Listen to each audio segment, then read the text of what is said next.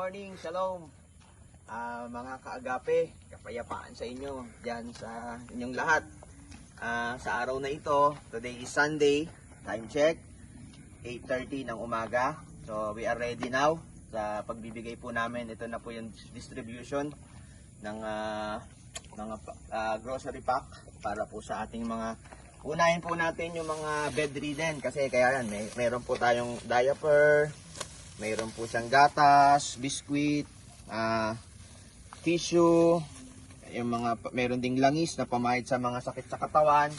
Tapos 5 kilos po na bigas. Magandang klase po ng bigas. Wow! Okay, so we are driven with purpose. Yun ang mahalaga dito. Yung ginagawa po natin ito ay naniniwala po tayo na mayroon po siyempreng layunin. Ang lahat ng bagay sa mundo ay nilikha ng Diyos na mayroong layunin. Tandaan po natin yon. Kaya kapag alam mo na ang lahat ng bagay may layunin, masarap maglingkod, masarap gumawa. At ngayon, bago kami umalis, magpe-pray kami. Ito yung mga youth natin. Kaway po tayo. Mga volunteer po sila na nagbibigay po. So maganda yung mga youth natin. Maaga pa lang sa kanilang kabataan, malaman nila na yun ang kailangan nating abutin, kailangan nating tumulong, kailangan nating maging daluyan tayo ng Panginoon. Kasi gusto natin maramdaman ng tao na mahal sila ng Diyos. Pero gagamitin din niya ang tao. No? Hindi naman siya bababa dito para kausapin sila. Tao rin ang gagamitin. So, ganun ang mangyayari sa atin ngayon. So, tandaan natin to, ang foundational text natin, Proverbs 19 sa verse 17, napakaganda. Sabi po dito, ang naaawa sa dukha ay nagpapautang sa Panginoon at ang kanyang mabuting gawa ay babayaran sa kanya sa huli. Ano po? Ang ganda po, no? Ang nagpapautang sa dukha ay ang naaawa sa dukha ay nagpapautang sa Panginoon, no? Kasi ang puso po ng Diyos ay nasa mga mahihirap din po. Pero masasabi ko lang na ang pagtulong natin sa mga dukha ay isang oportunidad. Isa po itong pribilehiyo kasi po kahit po saan kayo pumunta, sa likod, sa harap, sa gilid, lahat po yan may dukha. Tingnan nyo po sa mga kapaligiran nyo sa community, tumingin kayo kahit lang sa family natin. Pwede kayong may tulungan, ay nga pa lang si tito, si tita, si pinsan. Oh, may makikita tayong dukha. So, in your own way, na pwede mo silang tulungan. Meron kang sobrang pera o anumang bagay, pwede mo silang tulungan. So, yun yung dinedevelop natin ngayon sa community. Tayong mga vlogger ay mayroon tayong dapat tayo ng mga influencer tayo na maging mabuting influencer. Ano po? So yan lang po. Aalis na po kami. At least maubos po namin to. Kalahati lang po ito. Kukunin pa po namin sa baba yung mga in-order po naming bigas. So, okay? Shalom, bye-bye. Okay, dito na tayo sa tahanan ni Nanay Sinaida. Nanay Sinaida po, nila Trinidad. Si Nanay Sinaida po ay bedridden na po. Hindi na po siya nakakalakad. So ito po yung isang nasa mga indigent na nasa class C na po sila. Mas makikita mo yung bahay nila. Ayan, plastic lang po ang takip. Ubo. Siyempre, ang bibigyan po natin yung talaga pong walang kakayahan. So, Nanay Sinaida, ito po ibigay sa inyo ng Panginoon. May ginamit lang na tao, pero si Lord talaga ang may bigay nito. Ano po? 5 kilong bigas. Meron po kayong gatas na pang adult, birch tree po, biskuit, Energen, diaper, tissue, meron po kayong langis pag masakit. Opo. Opo, ito yung pong Efficacent po pag masakit ang po nyo. May commercial pa, no? Efficacent.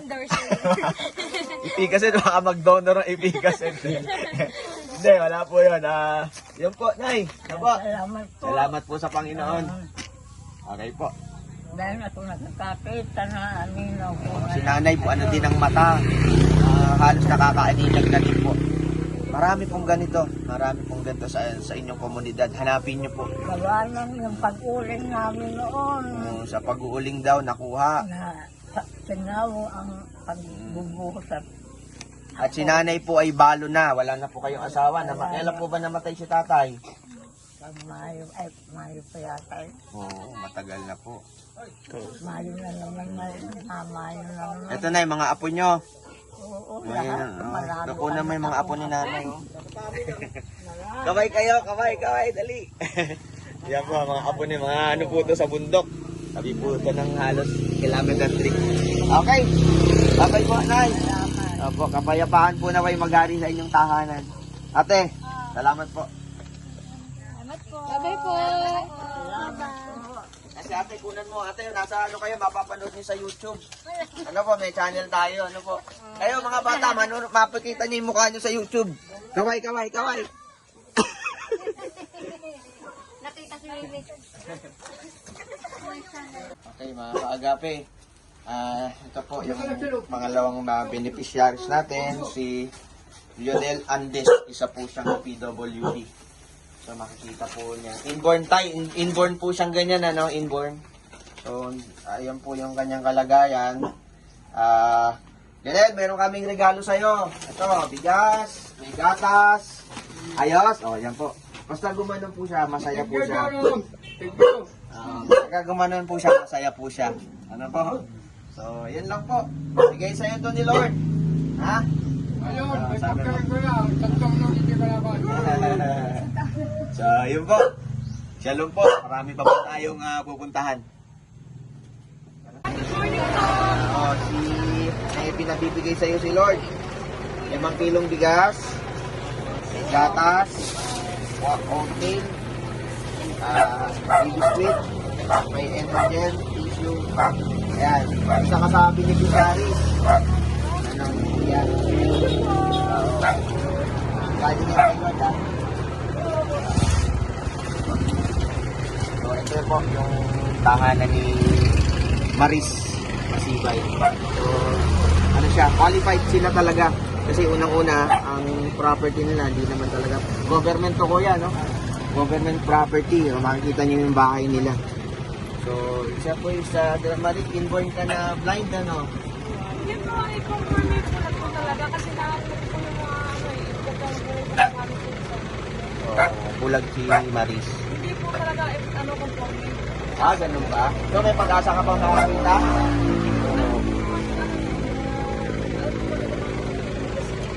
Ha? Ganun ba? Alis ka doon, no? Alam daw niya na 5 kilos yung bigas. Ang lakas ng ano mo. So, may pag-asa ka pang makakita. Okay. So, yun po. Possible na ano po dyan. Sana po. Pinagpe-pray namin kay Lord na makakita ka isang araw. Wala imposible. Matagal na po talaga ako pinili. Yun. Naway, gabi-gabi daw. Opo, Panginoon. Sana Ako, pinag-pray po namin si Maris Masibay. Hindi ko yung kanyang panalangin na sabi makakita. mataas talaga. Walang imposible sa'yo. Mapagpalain ka ng Lord, Maris, ha? Sana Lord, hindi nyo nga akong panalangin. Naririnig niyo po, nakaka-touch po, ano po. Masarap maglingkod sa Panginoon. Marami pong taong ganito na pwede niyo pong makabot sa inyong komunidad. Kaya paggamit kayo kay Lord, lalong-lalo na po kayo may mga nakakaluwag sa buhay. Maging daluyan nawa kayo ng Panginoon ng kanyang pagpapala. So, yun lang po. Bye-bye, Maris. Bye-bye po. Brad, thank you, ha. Kuya, salamat. Okay. Ilang years ka na pong na ganyan, bedridden? 28 years. 28 years, ano po? So, 28 years po. Salamat sa mga nag-aalaga po sa kanya. Ano po, ito po yung bahay ni Kuya Joseph. Kita po, ang dami po niyang ganito, no, kahit sa inyong lugar. So, si, na nga yung mga hita ko so po, si Kuya Joseph po ay, 28 years na. Kuya Joseph, pagdamutan mo na lang yung bigay na bigas, ni Kuya, ni Lord. 5 kilo, meron kang pandagdag na daya, pero ilang piraso din to. Kailangan ko yan. 12, opo, large.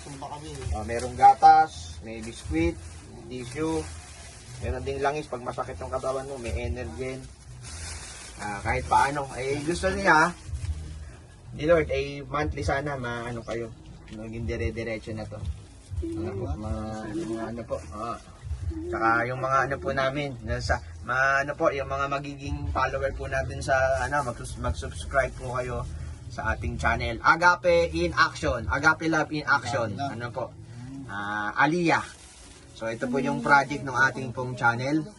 China-challenge din po natin yung mga pwede po kayong maging instrumento ng Lord para literal na maramdaman ng tao yung pag-ibig ng Diyos. Ano po? So yun lang po. Salamat po Kuya Joseph. Pagpalain po kayo ng Panginoon. Okay, yan po si Kuya Joseph po, masaya po siya. 'Di ba? Sa maliit lang po na bagay, marami po tayong napapasaya. Yun po yung purpose ng Diyos sa atin. Yun, nakita nyo? Mabuti daw si Lord sa isang ang mga tao nakakapagpasalamat. Opo. Ginagamit, nakatulog ng mga lingkod niya. Opo. Dapat at tumutulong sa mga walang kakayanan at may saludo ko sa inyo. Ayan, napapakinggan Nawa niyo po. ay pagpalain pa ng Panginoon Diyos sa amin yung mga gawain ganyan na pagtulong sa kapwa. Opo. At meron din tayong benepisyo para sa Panginoon Diyos na Okay, napakaganda po ng mga sinasabi ni. Opo. tayo sasama-sama sa isang parehong pangako niya. Opo. Mga kagabi, nakikita niyo po si Kuya Joseph sa kanyang kalagayan, pero ang sinasabi niya po ay mabuti ang Diyos. Di po ba? Kaya po tayo, wala po tayong karapatang magreklamo Tayong mga malalakas, di ba? Na binigyan ng Diyos ng buhay, nakakalakad, normal tayo. Pero siya po, nakahiga. Pero sabi niya, mabuti ang Diyos. Salamat sa Diyos. Hindi po ba? Kaya po maging hamon sa inyo ang buhay ni Kuya Joseph na 23 years, 28 years na nasa higaang ito. Nasa bahay, dito lang po siya. Ito lang pong lugar niya, nakikita niya. Pero lagi siyang umaasa sa Panginoon. Kasi Amen. ito naman po lang po ito, hindi naman po ito pang pansamantala lang po yan. Isang araw babaguhin po tayo ng Diyos, di ba? Bibigyan tayo ng katawang panglangit. Wala nang kamatayan, wala nang luha, wala nang hirap, wala nang karamdaman. Yan po ang nangako sa atin ng Diyos Diyos. ang nangako Amen po. Diyos ang tutupad at hindi marunong. Yun, ganda. Talagang mangyayari yan. May pag-asa po kasi Kaya sabi ng Panginoon, pananampalataya, pag-asa, pag-ibig, magkakasama po yan. Ano po? So kung kaya tayo, malakas ang loob natin, kasi meron tayong pag-asa. Kaya sabi ni Pablo, tayo na daw ang pinakakawawang tao kung wala tayong pag-asa. Ano ba yung pag-asa na yun? Yung pangako ng Diyos, yung kanyang salita. Doon tayo humahawak. Ano po? Kasabay po ng mayroon pong pag-ibig, ang pinakadakila sa lahat. Kasi patay ang pananampalataya nyo kapag walang pag-ibig. Faith without work is dead. Ang sabi ng scripture. Kaya lang, ang gusto ng Diyos, yung ating work, syempre, mayroong essential na pag-ibig kasama. Hindi lang dahil sa gumagawa ka, gusto mo lang matanyag, o, driven tayo by purpose. So, yun lang po. God bless po, Kuya Joseph. Amen. God bless. Sige po. God bless mga kapatid. Salamat po. Ayan, yan. May langis po ito, mga babasag, Nandito po tayo ngayon sa bahay ni Nanay Puring. So, kasama po namin si Musca President. Yes, nasa po kayo? YouTube. Saka si Nanay Tessie, na po kasi ito. Ito po si Nanay Puring po, isa din pong bedridden. So, ito po yung bahay nila. Kita niyo po, qualified din po sila. Apo niya po itong ipipe. Apo po ni Nanay Puring. Ikaw nag-aalaga dun sa lola mo. Okay, siya yung nag-aalaga. Nakakakita na po ba si Nanay Puring? Yun po si Nanay Puring. Ayan po, hindi po siya na nakakakita. Nanay Puring, may dala po kaming biyaya sa inyo. Padala ni Lord. Opo, mayroon pong bigas. Mayroon pong diaper, gatas, biskuit, tissue. Ano po? At ano pa po? Langis, Energen. May nagpapabigay po. Ano po? Kumusta naman po kayo? Ilang taon na po kayo? 77. Biyaya ni Lord, 18 na pala. 18 na po, 18. Nanay, 18 na pala kayo. Sabi nung anak niyo po ba? Pinsan. Opo. So, yun lang po, Nay. Pagdamutan niyo po yung kaloob sa inyo. Galing po kay Lord.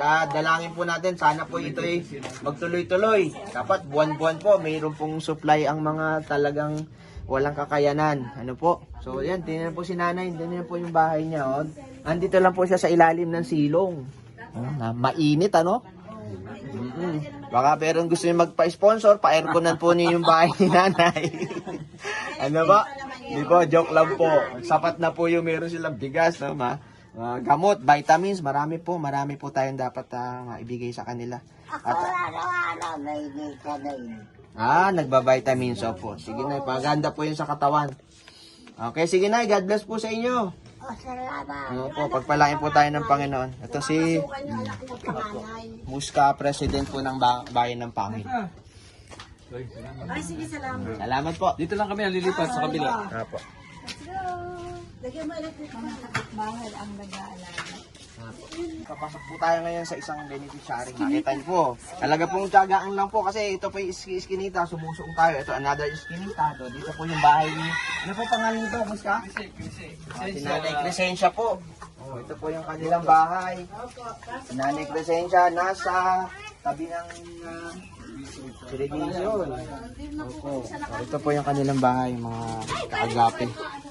Ano po? Ayan, nalipay din po sila. Ito po si Nanay. Nanay Crescencia, kumusta po? Bulag din po siya. Hindi din po makakita. Ano po niya kayo? Kapatid po. Kayo po yung nag-aalaga. Kami po. Pagpalain po kayo ng Panginoon. Kasi po, mahirap din po mag-alaga ng ano po.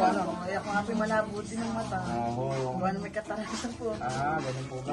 Good morning! Ito po. Ayan po, si nanay po ay, Nanay Chris ay bulag na din po. Ayan, nakaupo na lang po. Nanay Chris, pagdamutan niyo po yung bigay namin sa inyo, bigay ni Lord. 5 kilong bigas, gatas, diaper, biskuit, energen, tissue, langis. Yun po. Maraming salamat po. Salamat. Opo, pinabibigay po ni Lord. Meron kayong ano, Nakita niyo po, no? Maliit bagay pero marami po tayo napapangiti. Ngayon po ang buhay, maging daluyan po tayo ng pagpapala ng Panginoon. So yun, mayroon pa po kami, may natitira pa kami isang oras, no? Kasi 11 o'clock, time check po natin. God bless po sa atin. Sige po, tuloy na po kami. Opo. Dito ngayon tayo sa... Actually, hindi po ito bahay ng mag-asawa pong Adrada. Ito po sila to. Mag-asawa po sila pero parehas po silang bedridden. Yung kanya pong asawa ngayon ay nasa ospital. Ano po? Ito pong kanilang tinutuluyan ay ito po'y bahay ng kanilang pinaglilingkurang sila po yung caretaker dito sa compound na ito. Ano po? Ito yung kanyang anak, si Taleng. Hindi ka. Tumaya. Si Taleng, siya yung nag-aalaga. Isang mabuting anak. Ano? Ang mga mabuting anak ay nag-aalaga sa kanilang magulang. Ngayon po yun. Kaya tayong mga anak natin, talagang isang araw, haharap din tayo sa Panginoon. O at least, naalagaan natin, naaruga din natin ang ating mga magulang. So yan po, hindi na po kasi natin siya gigisingin. So yun pa rin, Taleng yung bigas na konting tulong bigay ni Lord. Saka ito, diaper, tissue, biscuit, gatas, at marami pang iba. Sige. Ayun lang, yun lang po mga kaagape. Ito si Nanay Tessie, siya po yung leader po, president ng Natividad Barangay. So siya po yung mga kakatong namin para tinuturo sa amin saan yung mga ano talaga, yung pwede namin tulungan. So yan po mga kaagape. Bye-bye po.